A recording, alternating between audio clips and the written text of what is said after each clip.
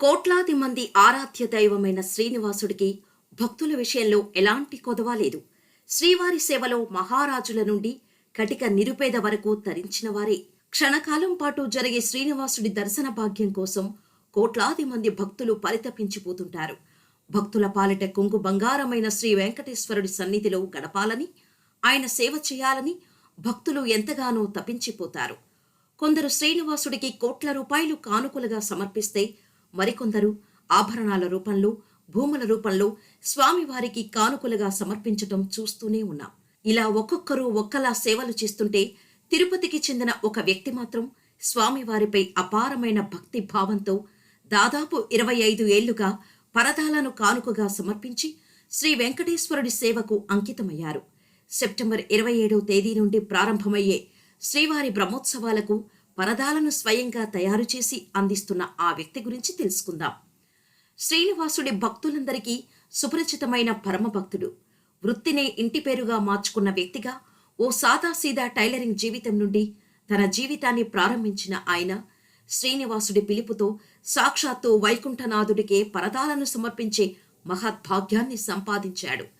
చిన్ననాటి నుండి స్వామివారిపై అపారమైన భక్తిని పెంచుకున్న మణివారంలో 3 రోజులు నడక మార్గం ద్వారా శ్రీనివాసుడి సన్నిధికి చేరుకొని దర్శన భాగ్యం పొంది ఆలయ ప్రదక్షిణ చేస్తూ స్వామివారి సేవలో తరించే విధంగా అవకాశమివ్వాలని ప్రార్థించేవాడు.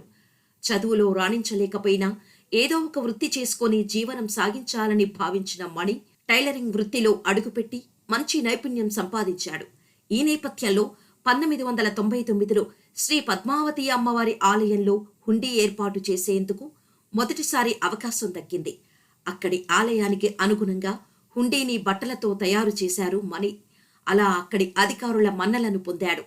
తర్వాత శ్రీవారి ఆలయంలో పరదాలు కుట్టేందుకు టీటీడీ అధికారుల నుండి మణికి పిలుపు వచ్చింది.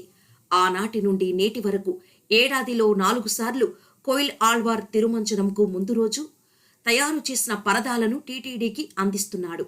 ఆనాటి నుంచి నేటి వరకు 23 ఏళ్లగా స్వామివారి ఆలయానికి పరదాలు, కురాలాలు సమర్పిస్తూ పరదాలమణిగా పేరు పొందాడు.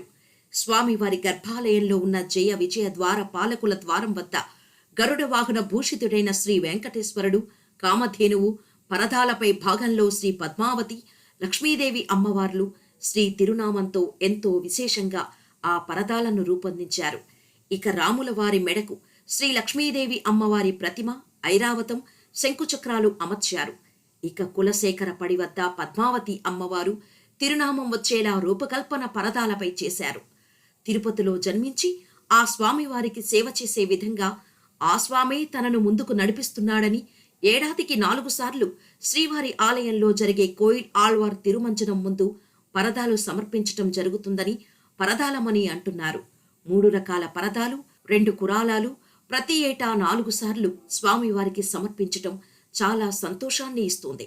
స్వామివారి గర్భాలయానికి ఆనుకొని ఉన్న కులశేఖర పడికి, రాముల వారి మెడకి, జయ విజయ ద్వారాలకు 3 పరదాలు, స్వామివారికి మరో 2 కురాలాలు సమర్పిస్తాం. పరదాలు కోయిల్ ఆళ్వార్ తిరుమంజనంకు ముందు వచ్చే సోమవారం నాడు సిద్ధం చేసుకుంటాం.